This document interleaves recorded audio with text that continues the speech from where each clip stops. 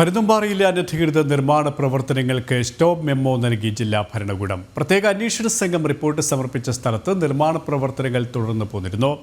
ജനം TV വാർത്ത report ചെയ്തതിന് പിന്നാലെയാണ് നടപടി. പരുന്തുംപാറയിൽ 20-ലധികം പേരുടെ കൈവശമുള്ള സ്ഥലത്തിന്റെയും പട്ടയത്തിന്റെയും സർവേ നമ്പർ വ്യത്യസ്തം. റവന്യൂ വകുപ്പിന്റെ പ്രാഥമിക പരിശോധനയിലാണ് ഈ കണ്ടെത്തൽ.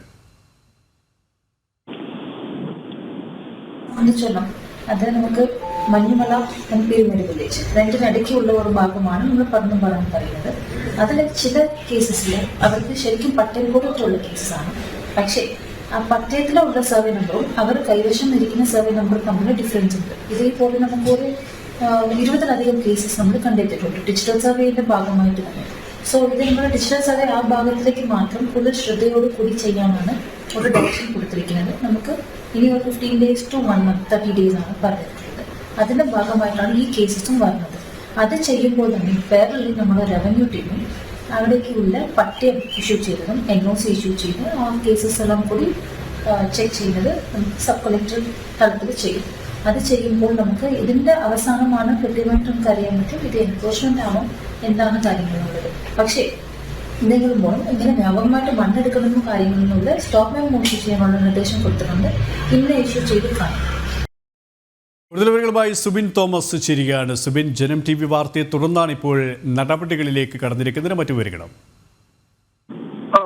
അതീവ പരിസ്ഥിതിലോല മേഖലയായ പരുന്തുംപാറയിലെ മൊട്ടക്കുന്നുകളും അതുപോലെ തന്നെ മലനിരകളും പുൽമേടുകളും എല്ലാം ഇടിച്ചു നിരത്തിയാണ് നിർമ്മാണ പ്രവർത്തനം നിർബാധം തുടർന്നു പോന്നുകൊണ്ടിരിക്കുന്നത്. ഇത് സംബന്ധിച്ച വാർത്തയാണ് കഴിഞ്ഞ ദിവസം ജനം TV റിപ്പോർട്ട് ചെയ്തിരുന്നത്. വലിയ രീതിയിലുള്ള തിരിമറി നടത്തി, അതായത് സർവേ നമ്പറുകളിൽ തിരിമറി നടത്തിയാണ് ഇത്തരത്തിൽ ഈ സർക്കാർ ഭൂമി കയ്യേറി നിർമ്മാണ പ്രവർത്തനങ്ങൾ വൻകിട റിസോർട്ടുകൾ പണിതുകൊണ്ടിരിക്കുന്നത് എന്നുള്ളതാണ് വസ്തുത. പ്രധാനമായും ഇടുക്കിയിലെ പീരുമേട് വില്ലേജിൽ പെടുന്ന സർവേ നമ്പറുകളിൽ പെടുന്ന സ്ഥലങ്ങൾ അത് മഞ്ചുമല വില്ലേജിലെ 441 സർവേ നമ്പറിലുള്ള സർക്കാർ ഭൂമിയിൽ നിന്ന് കാണിച്ചുകൊണ്ടാണ് ഈ കയ്യേറ്റങ്ങൾ അത്രയും നടന്നിട്ടുള്ളത്. 20 പേരുടെ പട്ടയമാണ് ഇത്തരത്തിൽ മാറിക്കിടക്കുന്നത് എന്നുള്ളൊരു കണ്ടെത്തലിലാണ് നിലവിൽ ഇപ്പോൾ ജില്ലാ ഭരണകൂടവും അതുപോലെ തന്നെ റവന്യൂ വകുപ്പും എത്തിയിട്ടുള്ളത്. ഇതിൽ വലിയ രീതിയിലുള്ള ഉദ്യോഗസ്ഥ ഒത്താശയുണ്ട്, അല്ലെങ്കിൽ ഉദ്യോഗസ്ഥരുടെ സഹായത്തോടു കൂടിയാണ് ഈ ഒരു നടപടികളെല്ലാം തന്നെ നടന്നിരിക്കുന്നത് എന്നുള്ളത് പ്രത്യേക അന്വേഷണ സംഘം ഹൈക്കോടതി നൽകിയ റിപ്പോർട്ടിൽ പറഞ്ഞിരുന്നു. ഇതിന്റെ അടിസ്ഥാനത്തിലാണ് നിലവിൽ ഇപ്പോൾ ജില്ലാ ഭരണകൂടം നടപടികളിലേക്ക് കടന്നിട്ടുള്ളത്. നിലവിൽ നിർമ്മാണ പ്രവർത്തനങ്ങൾ നടന്നുകൊണ്ടിരിക്കുന്നതും നിർമ്മാണം പൂർത്തീകരിച്ചതുമായ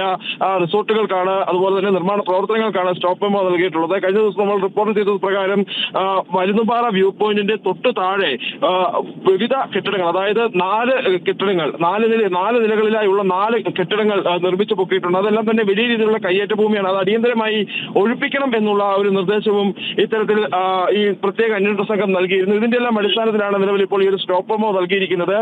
അടുത്ത ഘട്ട നടപടി എന്നോണം സർവേകൾ, അതായത് ഡിജിറ്റൽ സർവേ പൂർത്തിയാക്കാനുള്ള ഒരു ശ്രമമാണ് റവന്യൂ വകുപ്പ് നടത്തുന്നത്. സബ് കളക്ടറുടെ നേതൃത്വത്തിൽ അതിനുവേണ്ട നിർദ്ദേശം ജില്ലാ കളക്ടർ നൽകിയിട്ടുമുണ്ട്. പ്രധാനമായും ഈ ഡിജിറ്റൽ സർവേ നടത്തി ഈ ഭൂമി ഏത് തരത്തില് എന്നുള്ളത് കണ്ടെത്തി അതിനുവേണ്ട നടപടി എടുക്കണമെന്നുള്ളൊരു നിർദ്ദേശമാണ് നൽകിയിരിക്കുന്നത്. 1 മാസത്തിനകം റിപ്പോർട്ട് സമർപ്പിക്കാനും ജില്ലാ കളക്ടർ നിർദ്ദേശം നൽകിയിട്ടുണ്ട്.